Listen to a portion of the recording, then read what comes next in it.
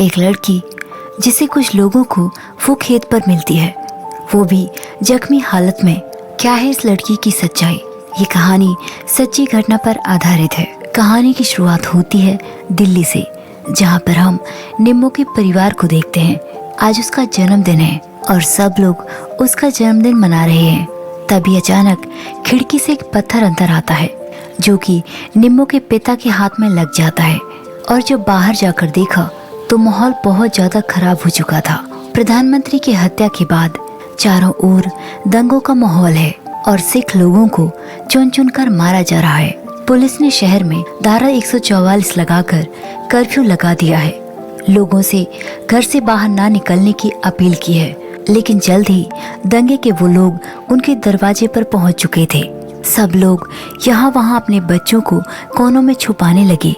वहीं निम्मो के पिता ने फैसला किया कि वो पीछे के रास्ते से निकल जाएंगे और वो अपनी गाड़ी से वहाँ से निकल जाते हैं। और फाइनली उनकी जान में जान तब आई जब वो हरियाणा एंटर कर गए। निम्मो के पिता ने कहा कि हम हरियाणा के एक गांव में रुकेंगे, वहाँ मैं कुछ लोगों को जानता हूँ। रात बहुत हो गई थी। निम्मो की माँ ने अपने दोनों बच्चों से कहा कि तुम दोनों सो जाओ। और कुछ देर के बाद निम्मो की माँ को भी नींद आने लगी और अब उसके पिता का भी और ज्यादा ड्राइव करना मुश्किल था। तभी अचानक उनका एक्सीडेंट हो जाता है और एक पल में सब कुछ खत्म हो गया। वहीं हम निम्मो को देखते हैं, जो कि गाड़ी से बाहर गिर चुकी थी। उसके शरीर में काफी चोटें आई थी।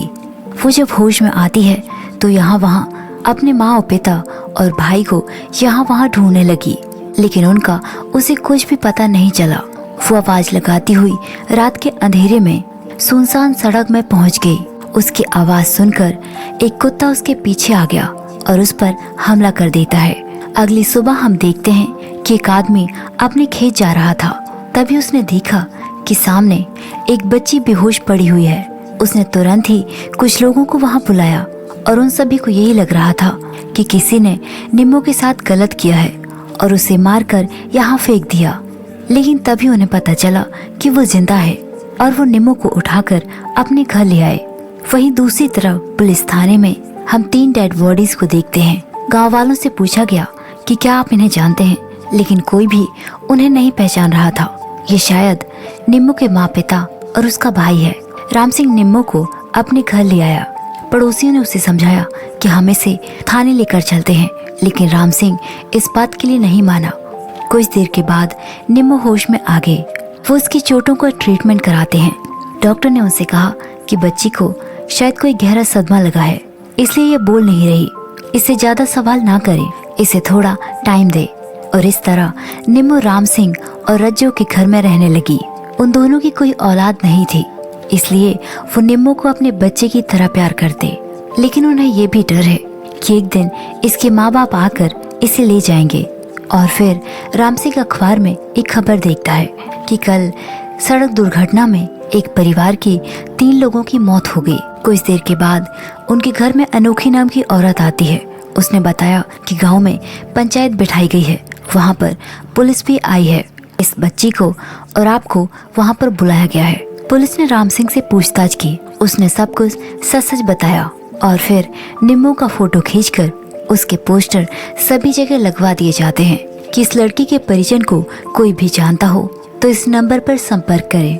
और पुलिस ने ये भी फैसला किया कि ये बच्ची राम सिंह के पास नहीं रहेगी और वो उसे अपने साथ ले जाते हैं। 2 दिन बाद राम सिंह फिर से थाने जाता है। वो थानेदार से विनती करता है कि क्या मैं उस बच्ची को गोद ले सकता हूँ, क्योंकि हमारी कोई संतान नहीं है। लेकिन उन लोगों ने निम्मो को एक एनजीओ को सौंप दिया था। वैसे उसे बताया गया कि यदि तुम चाहते हो तो कुछ फॉर्मेलिटीज पूरी करके तुम उस बच्ची को गोद ले सकते हो, जब तक कि उसके माँ बाप नहीं मिल जाते। अब यहाँ पुलिस को ये भी पता नहीं है कि जो डेड बॉडीज मिली थी वो निम्मो के माता पिता थे, इसलिए वो निम्मो को राम सिंह को सौंप देते हैं और वो अनाथालय से निम्मो को अपने घर ले आता है। निम्मो को घर में आने से राम सिंह और रज्जो बहुत खुश थे। अभी तक उन्हें तो निम्मो का नाम भी पता नहीं है, क्योंकि वो कुछ बोलती ही नहीं, इसलिए उन्होंने उसका नाम सोनी रखा। इस तरह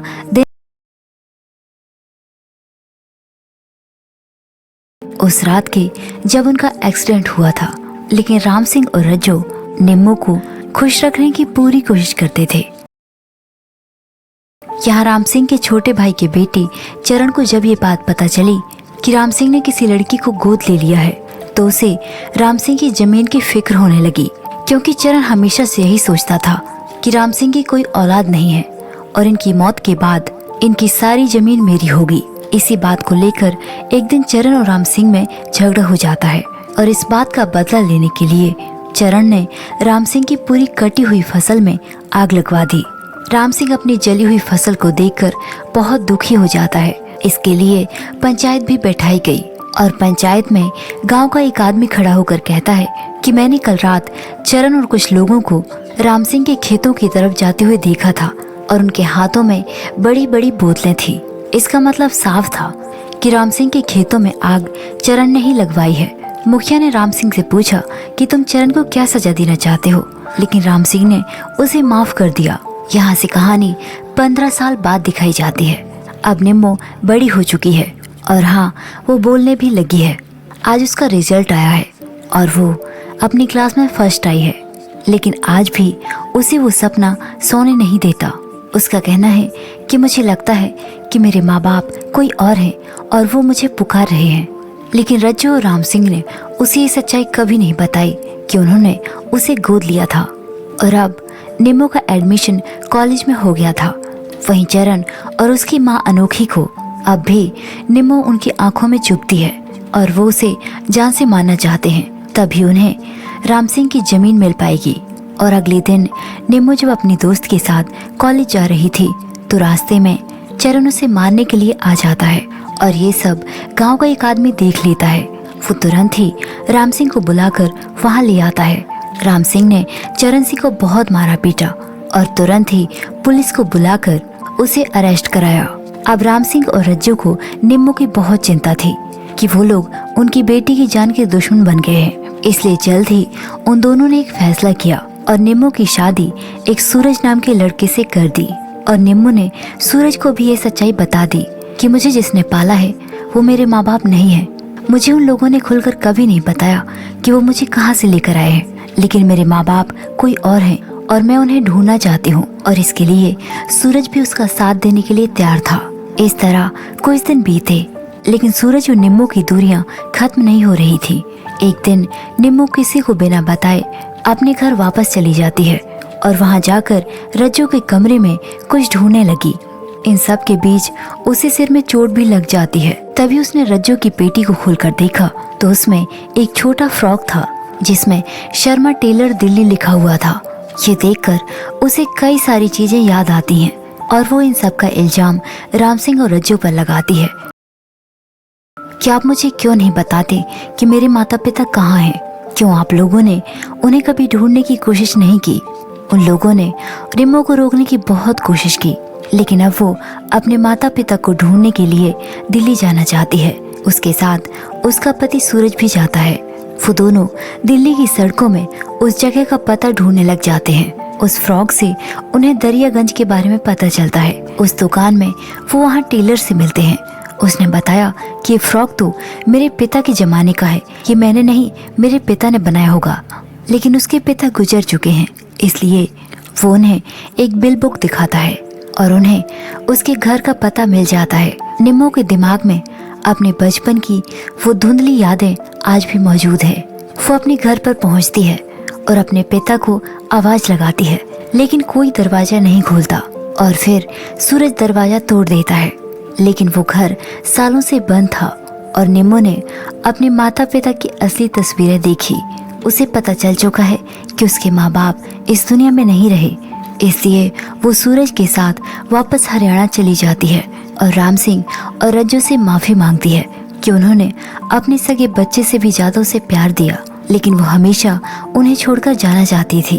और निम्मो ने अब उन दोनों को ही अपने माता पिता मान लिया। अब निम्मो कानूनी तौर पर अनाथ हो चुकी थी, इसलिए थानेदार राम सिंह के पास आता है। उसने बताया कि हमें घटनास्थल से ये वॉलेट मिला था। मैंने सब कुछ जानते हुए भी तुम्हें ये सच्चाई कभी नहीं बताई, लेकिन आज जब निम्मो को सब कुछ पता चल चुका है तो मैं ये तुम्हें बताने आया हूँ कि उस रात जो एक्सीडेंट हुआ था वो परिवार निम्मो का ही था।